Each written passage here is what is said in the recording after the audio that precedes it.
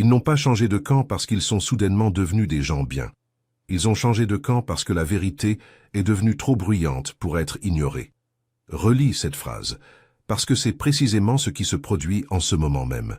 Ces mêmes personnes qui doutaient de toi, qui te remettaient en question, qui chuchotaient dans ton dos, ou qui prenaient discrètement le parti de la mauvaise personne, hochent maintenant la tête comme si elles avaient toujours cru en toi.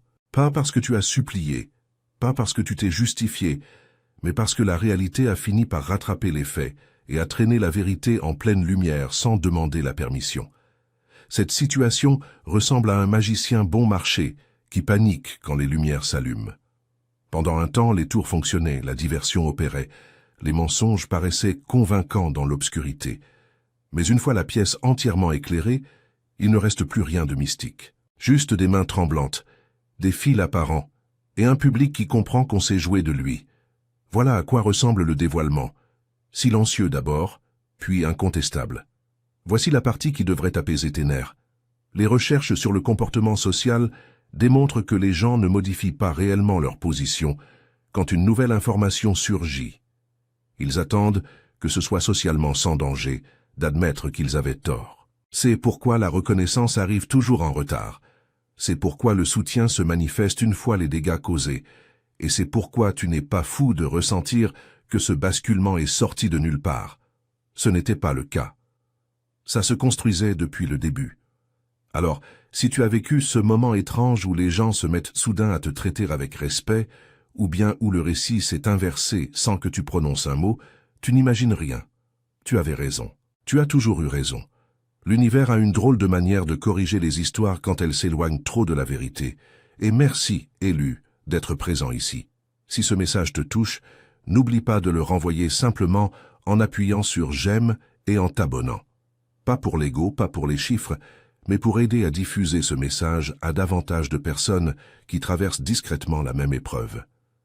Il ne s'agit pas de bruit, il s'agit d'équilibre. Merci de faire partie de cette mission. Tu n'es pas seul là-dedans. Tu fais partie d'une force qui n'a besoin d'aucune permission pour exister. Maintenant, revenons à ce qui se passe vraiment ici. Ce que tu vis en ce moment, c'est une justification en temps réel. Pas le genre bruyant et spectaculaire dont les gens rêvent, pas des applaudissements, pas des excuses. C'est plus subtil que ça. C'est des gens qui changent de ton. C'est l'hésitation là où régnait l'assurance. C'est le silence de quelqu'un qui parlait autrefois trop librement. C'est l'univers qui déplace tranquillement le projecteur loin de toi pour l'orienter vers celui qui a causé les dommages. Et voici la vérité inconfortable pour l'ennemi de cette histoire. Le dévoilement n'arrive pas comme une punition. Il arrive comme une conséquence. Le comportement sociopathe se nourrit de confusion, d'opinions partagées et de déni plausibles. Une fois que la clarté entre dans la pièce, le jeu s'effondre. Pas parce que quelqu'un les a attaqués, mais parce que leurs schémas sont devenus visibles. Voilà pourquoi ça semble soudain. Un jour, tu es incompris. Le lendemain, les gens posent des questions. Le surlendemain, ils prennent leur distance avec la personne même qu'ils défendaient auparavant. Ce n'est pas une coïncidence, c'est ce qui se produit quand les mensonges sont forcés de cohabiter trop longtemps avec les faits. Tu n'as pas gagné en argumentant. Tu n'as pas gagné en prouvant quoi que ce soit. Tu as gagné en restant constant, pendant qu'un autre n'arrivait pas à garder son masque droit. C'est la partie que la plupart des gens ne comprennent pas. La justification ne récompense pas la voix la plus forte, elle récompense la plus stable. Et soyons clairs sur un point. La raison pour laquelle tout le monde semble être de ton côté désormais, ce n'est pas parce que tu es soudainement devenu plus sympathique. C'est parce que la vérité est devenue inévitable. Les humains suivent la certitude. Quand le brouillard se dissipe, il gravite naturellement vers le terrain solide. En ce moment, ce terrain, c'est toi. Ça peut sembler déroutant, voire doux amer. Une part de toi désire peut-être de la reconnaissance. Une autre part se sent peut-être dégoûtée par la rapidité avec laquelle les gens ont retourné leur veste. Les deux réactions sont légitimes. Ce qui compte, c'est que tu ne laisses pas ce moment te sortir de ton centre. Ce n'est pas le moment de raconter ton histoire. C'est le moment de laisser la réalité finir, de la raconter à ta place. Ce qui arrive à l'autre personne, c'est un dévoilement sans mise en scène. Ses incohérences s'accumulent. Son comportement ne correspond plus à ses paroles. Les gens remarquent les schémas que tu avais repérés il y a longtemps. Et une fois qu'un schéma est vu, il ne peut plus être ignoré. C'est le début de la fin pour la manipulation. Voilà pourquoi l'univers attend souvent avant de faire pencher la balance. Si la justice arrivait trop tôt, les gens en douteraient. Si elle arrivait trop bruyamment, elle paraîtrait forcée. Mais quand elle arrive silencieusement par l'observation et la prise de conscience, elle tient. Ce moment tient. Tu n'es pas validé parce que tu l'as exigé. Tu es validé parce que la vérité a survécu à la performance. Et avant d'aller plus loin, laisse-moi dire ceci clairement. Je t'aime sincèrement. J'espère que le reste de cette année t'apportera paix, stabilité et élan. J'espère que quelque chose d'inespéré et de bon te trouvera avant la fin de l'année. Parce que si tu es arrivé jusqu'ici, ce n'est pas par accident. Ne laisse personne réécrire cette vérité. Cette année a mis tout le monde à l'épreuve. Peut-être pas avec des explosions, mais avec de la pression, de l'inconfort, des moments qui ont forcé la croissance. Et tu y as survécu. Tu t'es adapté. Tu as appris la retenue. Tu as appris le bon moment. Maintenant, tu observes les résultats se déployer. Alors respire un grand coup. Recommence là où tu en as besoin. Commence le prochain chapitre en avance au lieu d'attendre la permission. Et souviens-toi de cette sensation. Pas la vengeance, pas la satisfaction, mais la certitude tranquille de savoir que tu avais raison et de savoir que tu n'as eu besoin de détruire personne pour le prouver. Ce message ne consiste pas à célébrer la chute d'autrui. Il consiste à reconnaître ton alignement. L'univers ne rate aucun détail. Et en ce moment même, il corrige une histoire qui n'était jamais censée finir comme elle avait commencé. Et avant d'aller plus loin, élu, arrête-toi juste une seconde. Le fait que tu sois encore là dit déjà quelque chose de toi. La plupart des gens s'en vont dès que les choses deviennent sérieuses, mais pas toi. C'est parce que quelque chose en toi reconnaît ce moment. Tu observes la situation se retourner en temps réel, tu observes la vérité s'élever tandis que la manipulation s'effondre, et tu sens que ce message n'est pas dû au hasard. Si ça résonne en toi, soutiens-le de la manière la plus simple possible. Aime la vidéo, abonne-toi, et laisse l'algorithme faire ce que l'univers fait déjà, pousser la vérité là où elle doit aller. Si tu veux ancrer ce moment, dépose un commentaire avec 777 comme signal que tu perçois le basculement et que tu es prêt à comprendre pourquoi il se produit. Et si tu as les moyens de soutenir l'équipe derrière ce message via les Super Thanks, fais-le. Pas à cause de l'argent, mais parce que la clarté demande des efforts, et les efforts méritent du carburant. Même le plus petit soutien maintient cette mission en mouvement. Maintenant, reste avec moi, car à partir de là, nous allons tout décortiquer étape par étape. Si tu es véritablement aligné avec ce moment, tu ressentiras l'envie d'écouter jusqu'au bout. C'est ici que les choses commencent à prendre sens. Entrons dans le vif du sujet.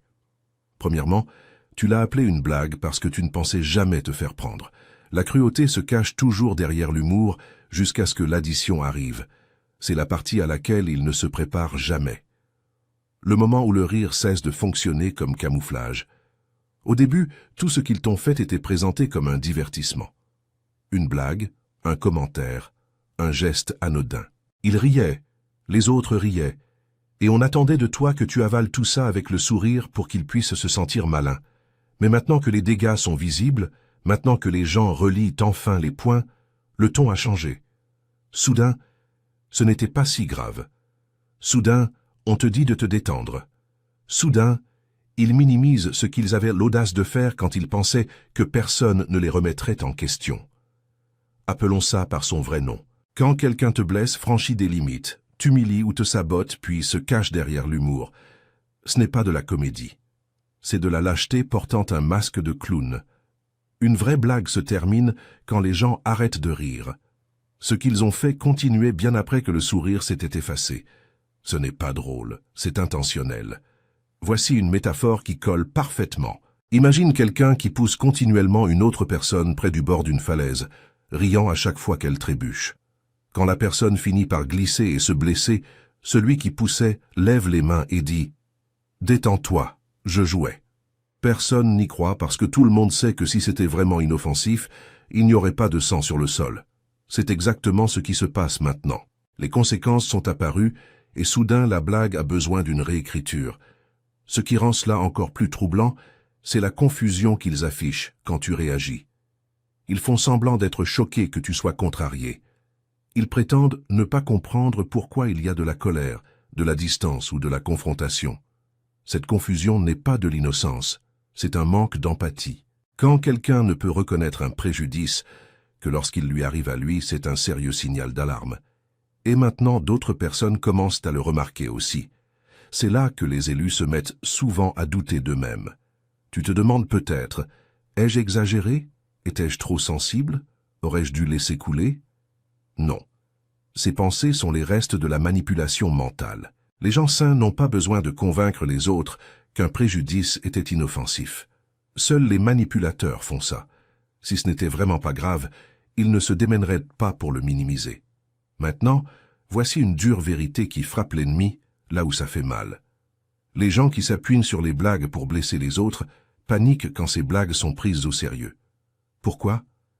Parce que le sérieux révèle l'intention. L'humour était leur bouclier. Sans lui, leur comportement se tient nu et laid au grand jour. C'est pourquoi ils sont mal à l'aise en ce moment. C'est pourquoi ils font attention à leurs mots. C'est pourquoi l'ambiance de la pièce change quand leur nom est évoqué. Tu n'es pas devenu subitement trop intense. La situation est enfin devenue claire. Vois ça comme ceci. Une personne appuie sans cesse sur un bleu, riant chaque fois que tu tressailles. Puis un jour, le bleu enfle, noircit et nécessite des soins médicaux. Les appuis cessent immédiatement, et soudain ils prétendent qu'ils ne savaient pas que c'était si grave. Mais les dégâts ne sont pas apparus du jour au lendemain. Ils se sont construits par un préjudice répété et négligent. C'est ce que les gens commencent à comprendre au sujet de ce que tu as traversé. Et c'est ici que l'univers intervient discrètement, pas de façon spectaculaire.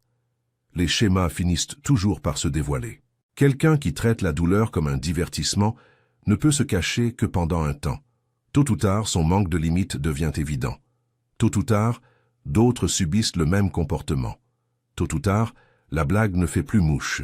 C'est à ce moment-là que le basculement se produit. Pas parce que tu as exigé justice, mais parce que la réalité a rendu le déni impossible. C'est aussi pourquoi l'ennemi paraît plus petit maintenant. Quand il plaisantait, il semblait confiant. Quand ils expliquent, minimisent et font marche arrière, ils paraissent faibles. Le pouvoir n'a pas besoin d'excuses. La vérité n'a pas besoin de montage.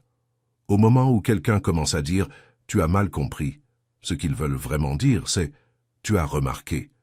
Tu te demandes peut-être aussi pourquoi les gens ne sont pas intervenus plus tôt, pourquoi il a fallu si longtemps pour que quiconque dise quelque chose. C'est parce que le confort social l'emporte souvent sur la clarté morale.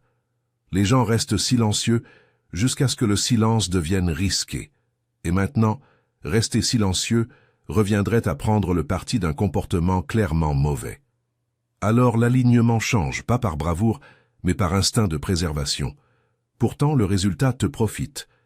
Laisse cette partie s'imprégner. Le dévoilement ne se produit pas parce que tu as parlé plus fort. Il se produit parce qu'ils n'ont pas su s'arrêter. Le comportement sociopathe ne sait pas quand renoncer. Il escalade, il se répète, il laisse des traces. Et une fois qu'assez de traces sont visibles, l'histoire s'écrit d'elle-même. Il y a une raison pour laquelle ils tentent de réécrire l'histoire maintenant. Ils espèrent rétrograder le crime en simple farce. Ils espèrent que les gens oublient jusqu'où c'est allé. Ils espèrent que tu doutes de ta propre expérience. Ne le fais pas. Les blagues n'exigent pas d'excuses. Les blagues ne laissent pas de cicatrices. Les blagues ne forcent pas les gens à reconstruire leur sentiment de sécurité. Ce moment est une motivation pour toi, pas seulement une validation. Tu es resté posé pendant qu'un autre montrait son manque de maîtrise. Tu as absorbé la pression pendant qu'ils révélaient leur caractère. C'est pourquoi tu es pris au sérieux maintenant. Pas parce que tu t'es plaint, mais parce que tu as enduré sans devenir laid toi-même. Et soyons honnêtes, une part de toi savait toujours que ce jour viendrait. Tu as vu le manque d'empathie tôt. Tu as senti le déséquilibre. Tu as remarqué comment il riait de choses qui ne devraient pas être drôles. Tu n'avais pas de preuves à l'époque. Maintenant, tu n'en as plus besoin. La preuve se promène en s'expliquant elle-même. C'est ça, le basculement. Le moment où leurs paroles perdent leur poids et les tiennes gagnent en gravité. Le moment où, c'était juste une blague, cesse de fonctionner comme échappatoire. Le moment où les élus réalisent qu'ils n'étaient pas faibles d'avoir été blessés. Ils étaient perspicaces. Alors n'adoucis pas ton souvenir de ce qui s'est passé. Ne le minimise pas juste parce que les autres le reconnaissent enfin. Laisse la vérité se dresser dans toute sa taille. L'univers ne récompense pas la cruauté éternellement, et il ne précipite pas non plus la clarté. Mais quand la clarté arrive, elle est minutieuse. Ils riaient quand ils pensaient que c'était sans danger. Maintenant, ils sont silencieux parce que ça ne l'est plus. Et ce silence, ce n'est pas de la paix. C'est le dévoilement qui s'installe. Deuxièmement, tu n'as pas juste menti. Tu as dégoupillé une grenade et tu es parti en souriant. Un mensonge devient mortel dès l'instant où il se met à jouer avec l'avenir de quelqu'un. C'est la ligne qu'ils ont franchie, qu'ils l'admettent ou non. Ce n'était pas une petite exagération. Ce n'était pas un malentendu. Ce n'était pas un ragot qui a dérapé. C'était un mensonge calculé avec de la portée. Le genre de mensonge qui ne fait pas que meurtrir les sentiments, mais menace la stabilité. Le genre qui bousille les relations, les carrières, les finances et la réputation. Le genre qui peut effacer discrètement des opportunités que quelqu'un a mis des années à bâtir. Et le plus effrayant, c'est qu'ils ont traité ça comme un divertissement. Imagine ceci, quelqu'un desserre les boulons de ta voiture, puis s'en va en sifflotant. Tu n'as pas d'accident immédiatement. Alors ils se disent que c'est inoffensif, mais le danger a été planté à l'instant même où ils y ont touché. C'est ce qu'était ce mensonge, une manœuvre à impact différé. Ils n'avaient pas besoin de voir l'explosion pour être responsables de l'avoir préparée. Ils savaient exactement ce qu'ils faisaient. Les gens ne racontent pas par accident des mensonges aussi détaillés.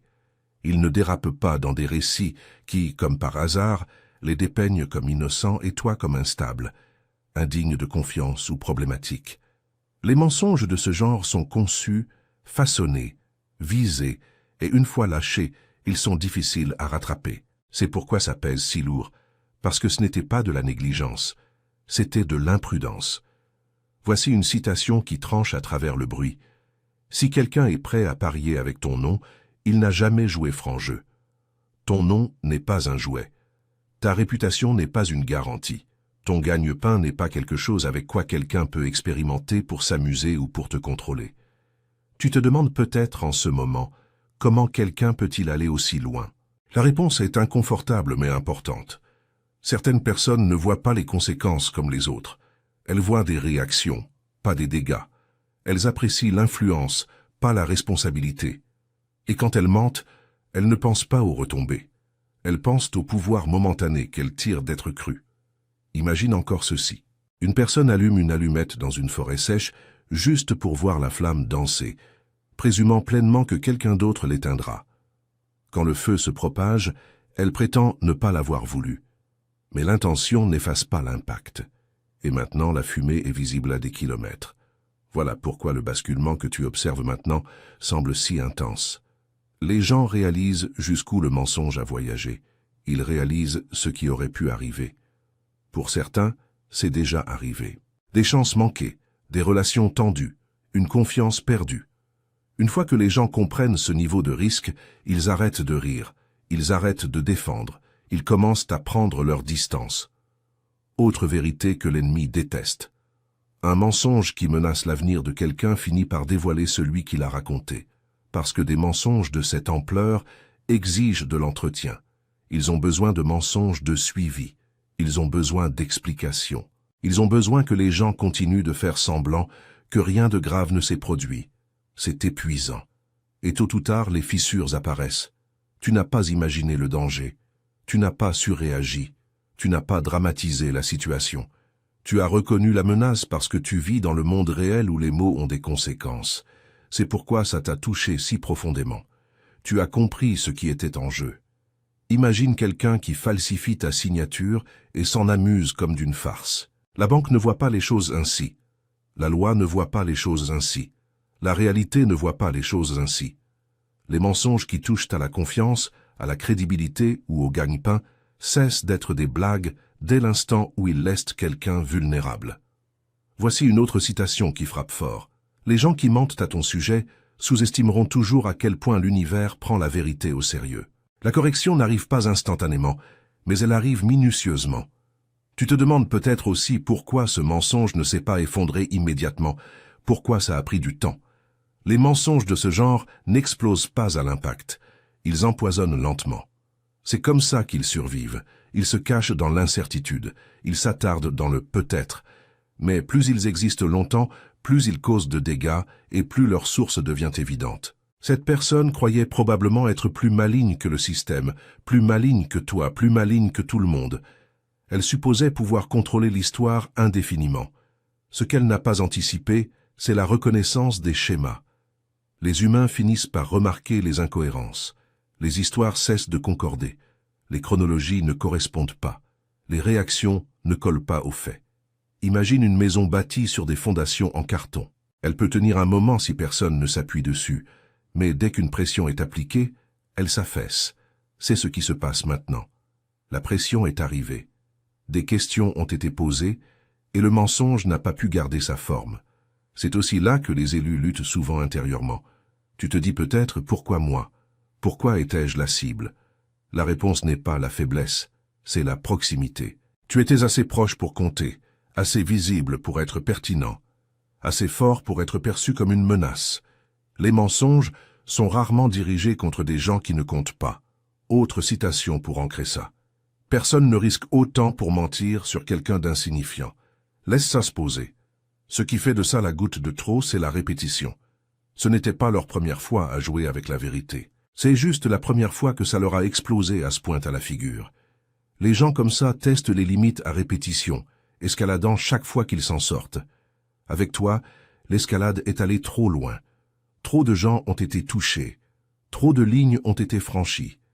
Imagine un joueur qui continue de doubler la mise parce qu'il n'a jamais perdu. Finalement, la table se retourne. Et quand ça arrive, la perte est catastrophique. C'est le moment dans lequel nous sommes maintenant. L'univers n'interrompt pas chaque mauvais geste. Il attend que la leçon s'imprègne. Tu vois la justification non pas parce que quelqu'un a eu pitié de toi, mais parce que le risque est devenu indéniable. Les gens réalisent que si ce mensonge a pu te faire ça, il pourrait le leur faire aussi. L'instinct de préservation s'enclenche. Les alliances se déplacent. Le silence se brise. Voici la dernière citation pour cette section, et elle est pour toi. La vérité ne se précipite pas, mais elle ne rate jamais. Ce qui arrive maintenant n'est pas de la chance, c'est de l'alignement. Le mensonge est allé trop loin. Pas émotionnellement, concrètement. Il a mis en danger des choses réelles. Et une fois que la réalité est menacée, la réalité répond silencieusement, fermement, définitivement. Tu n'as pas eu à les dévoiler. Leur propre comportement l'a fait à ta place, et c'est la partie la plus brutale pour l'ennemi. Ils n'ont pas été vaincus par la confrontation. Ils ont été défaits par la conséquence. Il ne s'agit pas de vengeance. Il s'agit de correction. Et la correction a déjà commencé. Troisièmement, soigner à l'extérieur, creux à l'intérieur, et maintenant tout le monde peut le voir. Une image peut être retouchée. Le caractère finit par se retoucher lui-même en public. C'est le cauchemar qu'il traverse en ce moment. Cette personne n'a pas bâti sa vie sur la substance. Elle l'a bâtie sur les angles, l'éclairage, le timing et la perception. Son apparence comptait plus que ce qu'elle était, le statut comptait plus que l'intégrité, les applaudissements comptaient plus que la vérité. Pendant longtemps, ça a fonctionné parce que les gens les plus proches d'eux trouvaient des excuses. Ils voyaient les défauts, les tendances manipulatrices, le manque d'empathie, mais ils l'ignoraient parce que ça ne les touchait pas directement. Le silence semblait plus facile que la responsabilité. Imagine une maison à l'extérieur parfait, fraîchement peinte, aux fenêtres impeccables, à la pelouse manucurée. Tout le monde la complimente depuis la rue, mais à l'intérieur, les murs pourrissent, les fondations sont fissurées et les planchers grincent sous le moindre poids. Cette maison ne s'effondre pas par beau temps. Elle s'effondre quand la pression se pointe. C'est exactement ce qui se passe maintenant. Voici un fait que les gens n'aiment pas admettre. Les personnes obsédées par l'image ne survivent qu'aussi longtemps que leur comportement reste privé. À l'instant où les schémas deviennent visibles aux inconnus, l'illusion meurt vite. L'espace public n'a aucune loyauté. Il se fiche de savoir à quel point quelqu'un est charmant en personne. Il réagit aux preuves, à la cohérence et à la répétition. Tu te demandes peut-être, pourquoi ça explose maintenant? Parce que le dévoilement n'a besoin d'aucune permission une fois qu'il quitte le cercle intime. Ce qui était autrefois chuchoté est maintenant remarqué. Ce qui était autrefois écarté comme du drame est maintenant qualifié de comportement. Et une fois qu'un comportement est nommé, il se propage. Imagine quelqu'un qui compose soigneusement un montage de moments forts pendant des années, puis remet accidentellement aux gens les images brutes. Sans filtre, sans montage, sans habillage, juste la réalité. C'est la terreur pour quelqu'un qui survit grâce à la perception, parce qu'il ne peut pas contrôler la manière dont les inconnus interprètent la vérité. Autre citation qui pénètre profondément. Les gens obsédés par l'image paniquent quand le public arrête d'applaudir. En ce moment, les applaudissements s'estompent, non pas à cause de la haine, mais parce que les gens réfléchissent. C'est aussi là que les élus commencent à se sentir justifiés. Tu as percé le vernis tôt. Tu as remarqué le vide derrière la performance. Tu as senti le décalage entre les paroles et les actes. Tu n'avais pas de preuves à l'époque, juste de l'instinct.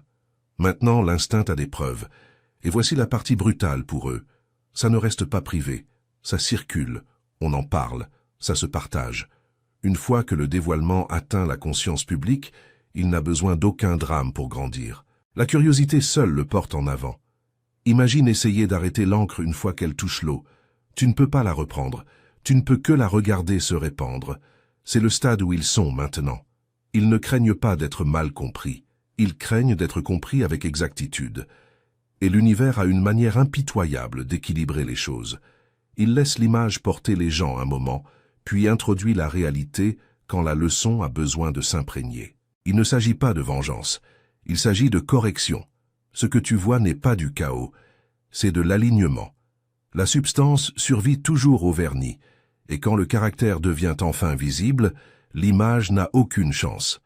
Quatrièmement, tu as touché le seul domino qu'il ne pouvait pas se permettre de bouger. Tu n'as pas attaqué le système. Tu as révélé où il était déjà fissuré. C'est la partie qu'ils ne peuvent pas te pardonner. Ils t'ont traité comme ils traitaient tout le monde au début.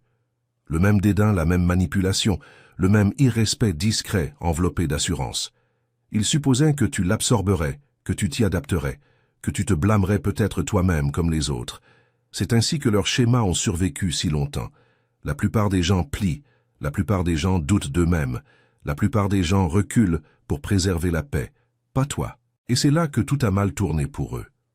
Imagine un bâtiment avec des dommages structurels cachés. Il a l'air parfait jusqu'à ce qu'une personne s'appuie sur le mauvais mur. Pas plus fort que quiconque, pas agressivement, juste honnêtement. Et soudain les fissures apparaissent. L'effondrement ne se produit pas à cause de la force. Il se produit parce que la faiblesse était déjà là. Tu étais ce moment. Voici la vérité qu'ils ne veulent pas dire à voix haute. La personne qui expose le plancher se fait toujours plus blâmer que le plancher lui-même, parce qu'il est plus facile de détester le miroir que de réparer ce qu'il reflète. Tu ne les as pas exposés en criant, en accusant ou en prouvant quoi que ce soit. Tu les as exposés en ne réagissant pas de la manière qu'ils attendaient, en posant des limites, en restant constant, en refusant de jouer le jeu. Cette interruption a forcé leur comportement à sortir au grand jour. Les schémas peuvent se cacher dans le chaos. Ils ne peuvent pas se cacher dans la clarté. Tu te demandes peut-être pourquoi ça a explosé après moi, parce que tu as perturbé le cycle. D'autres ont peut-être remarqué des choses, mais ils s'y sont adaptés. Pas toi. Tu es devenu la variable qu'ils ne pouvaient pas contrôler, et une fois que le contrôle glisse, tout se met à se défaire. Imagine quelqu'un qui trompe le système depuis des années, se faufilant inaperçu, jusqu'à ce qu'une transaction honnête déclenche un audit. Pas parce que la personne honnête a fait quelque chose de mal, mais parce que l'honnêteté expose la fraude par contraste. C'est ce que tu représentes dans cette situation, le contraste. Autre citation qui frappe fort, certaines personnes appellent ça une trahison, quand tu cesses de protéger leurs mensonges. Tu n'as trahi personne. Tu as arrêté de participer. Ce qui arrive maintenant est humiliant pour eux, parce que ça l'est. Le dévoilement à ce niveau ne se contente pas d'embarrasser. Il accule, il force la réflexion, il supprime les échappatoires. Ils sont poussés vers le changement, pas parce qu'ils veulent grandir, mais parce que l'ancien comportement ne fonctionne plus. C'est un endroit brutal où se trouver. Et voici le dernier basculement à comprendre. Tu n'as pas été choisi pour les détruire. Tu as été choisi pour mettre fin au schéma. L'univers n'envoie pas toujours des punitions. Parfois, il envoie des gens qui ne peuvent pas être manipulés. Tu étais le catalyseur parce que tu es resté solide. Et une fois que la solidité entre dans une structure factice, l'effondrement est inévitable. Cinquièmement, ils n'ont pas appuyé sur la gâchette. Ils ont juste chargé l'arme et sont partis. Le silence n'est pas neutre quand le dommage se produit. C'est une permission. C'est la partie que la plupart des gens ne veulent pas affronter. Ce qui fait presque aussi mal que la trahison principale, c'est de réaliser combien de gens se tenaient à proximité et ont regardé faire. Ils ont vu le sabotage. Ils ont entendu les mensonges. Ils ont remarqué le harcèlement enveloppé de blagues et de fausses sollicitudes. Et au lieu d'y mettre fin, ils ont ajusté leur posture et sont restés à l'aise. Certains sont restés silencieux. D'autres se sont penchés vers ça. Dans les deux cas, le mal a continué d'avancer. Ce n'étaient pas des spectateurs ignorants, c'étaient des gens qui hochèrent la tête, des gens qui transmettaient l'information avec désinvolture, comme si c'était un ragot au lieu d'une arme. Les confidences sur l'oreiller se sont transformées en stratégie. Les blogs se sont transformés en campagnes de diffamation, les réseaux de chuchotement, les conversations privées, tout ça habillé en conversation, en défoulement ou en simple partage. Mais l'intention ne disparaît pas juste parce que le ton est détendu. Imagine un groupe qui regarde quelqu'un empoisonner lentement un puits, puis feint la surprise quand les gens tombent malades. Personne n'a versé la dernière tasse, alors tout le monde se sent innocent, mais le dommage a quand même exigé de la coopération. C'est ainsi que ça a fonctionné. Aucun méchant unique, juste un réseau de petites trahisons empilées les unes sur les autres. Voici une dure citation qui atteint là où ça fait mal. Les gens qui profitent de la cruauté adorent prétendre qu'ils n'étaient que des observateurs. L'observation devient participation à l'instant où tu profites du résultat. Tu te demandes peut-être pourquoi les gens l'ont-ils cru si facilement? Parce que la cruauté désinvolte semble crédible. Quand le mal est livré calmement, ça sonne crédible. Quand les mensonges sont partagés sans émotion, les gens confondent l'assurance avec la vérité. C'est pourquoi ça s'est propagé. Pas parce que c'était solide, mais parce que c'était familier. Imagine quelqu'un qui fait passer une rumeur de la même façon qu'on fait passer le sel à table. Sans urgence, sans souci, juste par habitude. C'est ce qui l'a rendu dangereux. Le manque de considération l'a fait paraître normal, et les choses normales ne sont pas remises en question tout de suite. Autre citation pour ancrer ça. Les dégâts les plus importants sont causés par des gens qui jurent qu'ils ne voulaient pas de mal. L'impact n'a pas besoin de malveillance pour détruire. Ce qui change maintenant, c'est la prise de conscience. Les gens rejouent leurs propres actions dans leur tête, se rappelant ce qu'ils ont dit, ce qu'ils ont partagé, ce dont ils ont ri, et réalisant à quel point ils ont contribué avec désinvolture à faire grandir quelque chose de laid. Cet inconfort est réel. C'est pourquoi certains sont silencieux maintenant. C'est pourquoi d'autres sont sur la défensive. Tu n'as pas juste exposé une personne, tu as exposé un système de complaisance, un groupe de gens qui ont choisi le confort plutôt que le caractère. Et maintenant que l'histoire est publique, ce confort a disparu.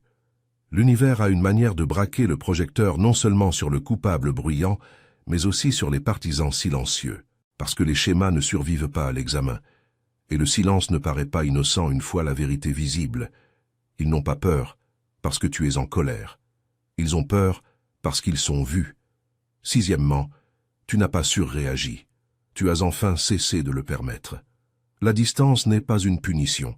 C'est le respect de soi qui rattrape son retard. C'est la phrase que les gens comprennent mal exprès. Parfois, la blessure la plus profonde n'est pas la personne qui a frappé la première. Ce sont ceux qui sont restés assis là, ont entendu le bruit, vu les dégâts, et décidé que ce n'était pas leur problème. Ils n'avaient pas besoin de participer. Ils n'avaient pas besoin de parler. Leur silence a fait le travail pour eux, et une fois que tu vois ça clairement, tu ne peux plus l'ignorer. Imagine quelqu'un qui se tient dans sa propre maison pendant qu'un invité casse sans cesse des choses, t'insulte, franchit des lignes. Le propriétaire le remarque, il ne dit rien. Plus tard, il hausse les épaules et prétend qu'il ne voulait pas de conflit. Ce n'est pas de la neutralité, c'est choisir le confort plutôt que la sécurité. Et quand tu finis par sortir, il feigne la confusion sur la raison pour laquelle tu en as fini. Voici une citation qui tranche net. Si quelqu'un peut te regarder être manqué de respect et rester à l'aise, il n'a jamais été de ton côté. Cette prise de conscience fait mal parce qu'elle réécrit le passé. Tu te mets à rejouer des moments dans ta tête. Les fois où tu te sentais mal, les silences qui duraient trop longtemps, l'absence de protection là où il aurait dû y avoir de la loyauté, et les questions arrivent vite. Qu'ont-ils permis d'autres? Qu'ont-ils entendu sans te le dire? Qu'ont-ils excusé parce que ça ne les affectait pas? Cette spirale n'est pas de la paranoïa, c'est la reconnaissance des schémas qui s'allument enfin.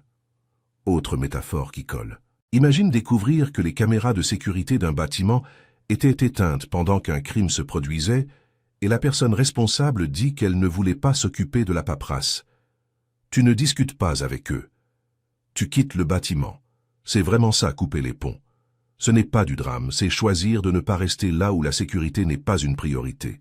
Voici une autre citation qui frappe fort. La loyauté n'est pas bruyante, mais la trahison n'est jamais silencieuse. S'ils avaient vraiment eu ton dos, tu ne serais pas en train de le remettre en question maintenant. Les gens diront que tu es dur, que tu aurais dû en discuter, que tout le monde fait des erreurs. Ce qu'ils disent réellement, c'est que tes limites les dérangent. Parce que quand tu t'en vas silencieusement, ça les force à regarder leur propre inaction. Et la plupart des gens préfèrent critiquer ta réaction que d'affronter leur rôle. L'univers ne punit pas les gens d'être restés silencieux. Il révèle ce que le silence coûte. Et une fois que tu vois ce coût clairement, la séparation devient la seule option saine. Tu ne les as pas coupés pour les blesser.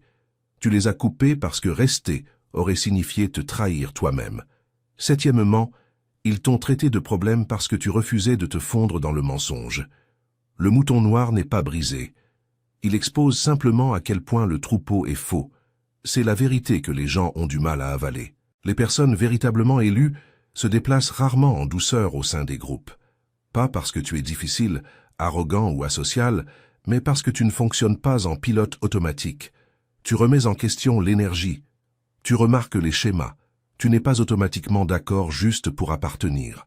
Et dans des espaces bâtis sur des règles tacites, ça te rend dangereux sans même essayer de l'être. Tu n'as rien fait de mal. Tu n'as pas été cruel. Tu n'as pas été malveillant. Tu n'as saboté personne. Tu as simplement existé sans te plier. Et cela seul a suffi à faire de toi une cible. Imagine une pièce où tout le monde chuchote le même mensonge juste pour préserver la paix. Puis quelqu'un parle normalement. Pas plus fort, pas agressif, juste honnête. La pièce devient silencieuse. Soudain, cette personne semble perturbatrice même si elle n'a pas élevé la voix. C'est ainsi qu'on crée le mouton noir. Pas par mauvais comportement, mais par contraste. Voici une citation qui frappe net. Les gens qui vivent derrière des masques détestent ceux qui n'en portent pas. Ta présence menaçait l'illusion. Ce qui rend ce syndrome particulièrement troublant, c'est que certaines personnes ne peuvent même pas expliquer pourquoi elles ne t'aiment pas. Elles le ressentent, mais ne peuvent pas le nommer. Cet inconfort vient de la projection. Tu leur rappelles des parts d'elles-mêmes qu'elles évitent. Ta clarté déclenche leur déni. Tes limites exposent leur absence de limites. Imagine un miroir dans une pièce pleine de gens qui détestent leurs reflets. Ils ne fracassent pas le mur, ils fracassent le miroir. C'est toi dans cette histoire. Tu t'es peut-être demandé « Pourquoi suis-je toujours le vilain petit canard ?» ou « Pourquoi suis-je blâmé pour des choses que je n'ai pas commencées ?» La réponse n'est pas la malchance, c'est l'assignation de rôle. Les groupes sous stress sacrifient souvent le membre le plus indépendant pour préserver l'illusion d'harmonie. Faire d'autrui un bouc émissaire est plus facile que l'auto-examen. Autre citation pour ancrer ça.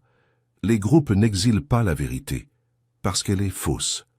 Ils l'exilent parce qu'elle est gênante. Et tu étais gênant. C'est pourquoi l'univers isole souvent les élus tôt, non pas comme punition, mais comme protection. Les groupes qui ne peuvent pas tolérer la différence finissent par devenir hostiles. La distance te sauve avant que le dommage ne devienne permanent. Tu n'as pas été rejeté parce que tu manquais de valeur. Tu as été mis à l'écart parce que tu en avais. Et maintenant, alors que le dévoilement se propage et que les récits s'effondrent, ces mêmes gens qui doutaient de toi réalisent tranquillement qu'ils s'étaient trompés de personne. Le mouton noir a toujours du sens avec le recul. Huitièmement, l'univers a fait les comptes. Tu n'as jamais été appelé à témoigner. Quand les conséquences arrivent sans ton effort, ce n'est pas de la chance, c'est de l'alignement. Et ça frappe plus fort que la vengeance ne le pourrait jamais. C'est le moment où ça cesse d'être drôle pour eux. Pas gênant, pas inconfortable, lourd, le genre de lourdeur qui s'installe dans la poitrine quand les distractions cessent de fonctionner. Ils ne peuvent plus tourner ça à leur avantage. Ils ne peuvent plus le rationaliser. Il ne reste plus personne à convaincre. Le bruit s'est éteint, et maintenant ils sont seuls avec ce qu'ils ont fait. C'est la partie à laquelle ils ne se sont jamais préparés. Ils supposaient que les conséquences n'arrivent que quand quelqu'un se défend, quand quelqu'un expose, quand quelqu'un riposte.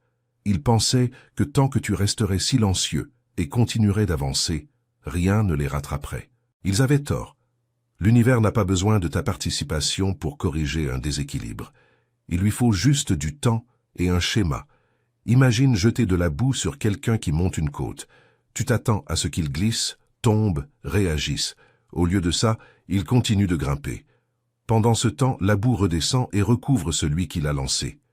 C'est ce que c'est. Tu ne t'es pas arrêté pour argumenter. Tu ne t'es pas arrêté pour expliquer. Tu ne t'es pas arrêté pour défendre ton nom. Tu as continué d'avancer. Et la gravité a fait le reste.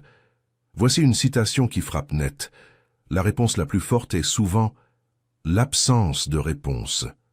Parce que le silence associé à la constance expose les mensonges plus vite que la confrontation. Ils ont essayé de ruiner ta réputation. C'était le but, faire douter les gens de toi, faire fermer des portes, rendre ton nom lourd dans des pièces où tu n'étais pas. Au lieu de ça, autre chose s'est produit. Les gens ont commencé à poser des questions. Les histoires ont cessé de concorder. Leur comportement n'a pas bien vieilli. Le tien, si. Imagine quelqu'un qui falsifie des documents pendant que tu continues tranquillement à te présenter à l'heure, à livrer des résultats, à rester solide. Finalement, les papiers falsifiés n'ont plus d'importance. La réalité audite tout. C'est ce qui se passe maintenant. Tu te demandes peut-être pourquoi ça a l'air si intérieur pour eux. Parce que la phase bruyante est terminée. Cette étape, c'est la réflexion. C'est quand il n'y a plus d'ennemis à pointer du doigt, plus de drame derrière lequel se cacher, juste la mémoire, juste la conscience, juste la réalisation inconfortable qu'ils ont causé leur propre effondrement. Autre citation qui pénètre profondément. Quand tu ne poursuis pas la justice poursuit l'équilibre. Et l'équilibre ne rate pas. Ce qui les détruit, ce n'est pas le dévoilement seul, c'est la comparaison. Ton mouvement vers l'avant contre leur stagnation, ton calme contre leur défensive, ta croissance contre leurs excuses. Ce contraste est brutal. Tu n'as pas gagné en leur prouvant qu'ils avaient tort. Tu as gagné en devenant indéniable. Et c'est le genre de résultat qu'aucun manipulateur ne peut surmonter. Neuvièmement, quand les insignes tombent, seul le caractère peut se tenir droit. Le statut est emprunté. Le caractère est la seule chose que tu possèdes réellement. Et en ce moment, les gens font enfin le calcul. C'est le basculement que tu peux sentir dans l'air. Le moment où les titres cessent d'impressionner, où l'argent cesse de protéger et où les relations cessent de couvrir les fissures. Les gens arrachent la surface et posent une question bien plus simple. Qui est cette personne quand aucun des accessoires n'est là? Et pour certains, cette question est dévastatrice. Imagine une pièce de théâtre où le décor s'effondre en pleine scène. Les lumières restent allumées.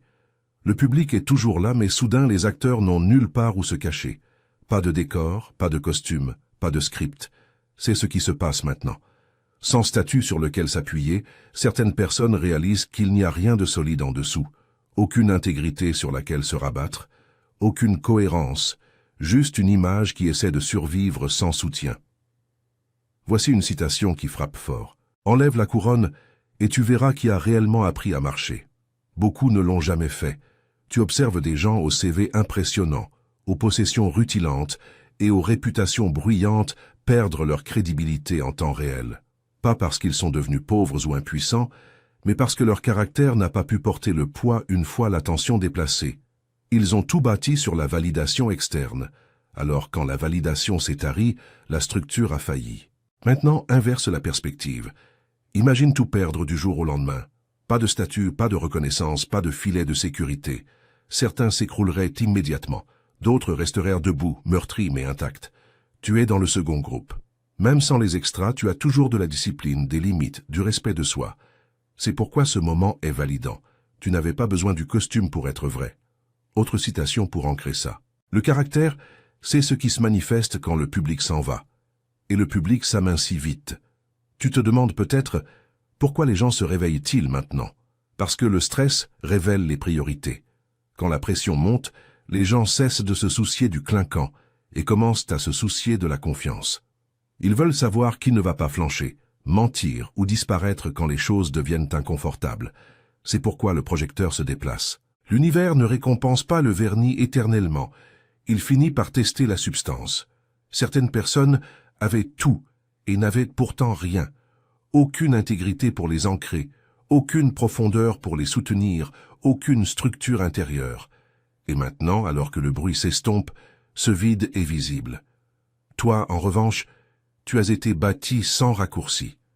Enlève tout, et tu es toujours debout. Ce n'est pas de la chance, c'est du caractère. 10e, le verdict est tombé et tu n'as jamais eu à te défendre. La vérité ne crie pas, elle remplace le mensonge et continue d'avancer. C'est exactement ce qui vient de se produire. C'est le moment où tout se remet tranquillement en place. Ton nom se blanchit sans que tu fasses campagne pour lui. Les mensonges s'effondrent sous leur propre poids. Le comportement qui se cachait autrefois derrière la confusion, le charme ou le bruit, a maintenant un nom, et les gens l'utilisent ouvertement. Ce n'est pas un embarras temporaire pour eux. C'est leur réputation qui prend sa forme définitive. Et voici la partie qui compte le plus pour toi. Tu ne te démènes pas, tu ne t'expliques pas, tu ne cours pas après la clôture, tu te tiens sur un terrain solide pendant que tout autour d'eux semble instable. C'est ainsi que tu sais que c'est une vraie justification, pas une saute d'humeur, pas de la sympathie, pas une mode. Imagine regarder une maison s'écrouler après que tu en as déjà déménagé. Pas de panique, pas de perte, juste de la distance et de la clarté. C'est là où tu es maintenant, à l'abri des dégâts parce que tu as cessé de vivre à l'intérieur du mensonge avant qu'il ne s'effondre. Voici une citation qui scelle ça. La justification ne semble pas bruyante. Elle semble apaisée. Et ce calme que tu ressens en ce moment, c'est de l'alignement. Ils ne peuvent pas défaire ce qui a été vu. Ils ne peuvent pas le reconditionner. Ils ne peuvent pas le noyer sous les mots. Les gens ne débattent plus. Ils concluent. Et les conclusions tiennent. Chaque tentative qu'ils font pour s'expliquer ne fait que souligner davantage le schéma. Chaque défense aiguise le dévoilement. Tu te demandes peut-être ce que tu es censé faire ensuite. La réponse est simple. Ce que tu veux. Le pouvoir est de retour entre tes mains parce que tu ne réagis plus. Tu choisis. C'est ça le basculement. Autre citation, juste pour enfoncer le clou. Quand les mensonges perdent leur public, ils meurent vite. Et leur public a disparu. Ce qui les piétine maintenant, ce n'est pas toi. C'est leur propre histoire, leurs propres mots, leurs propres décisions qui rejouent à sans filtre. L'univers n'a pas eu besoin de ton aide. Il avait juste besoin de constance. Et tu la lui as donnée en continuant d'avancer, au lieu de te laisser entraîner dans le désordre. Alors prends ça comme ton dernier rappel. Tu n'imagines pas le basculement. Tu n'as pas eu de chance. Tu n'as pas eu besoin de vengeance.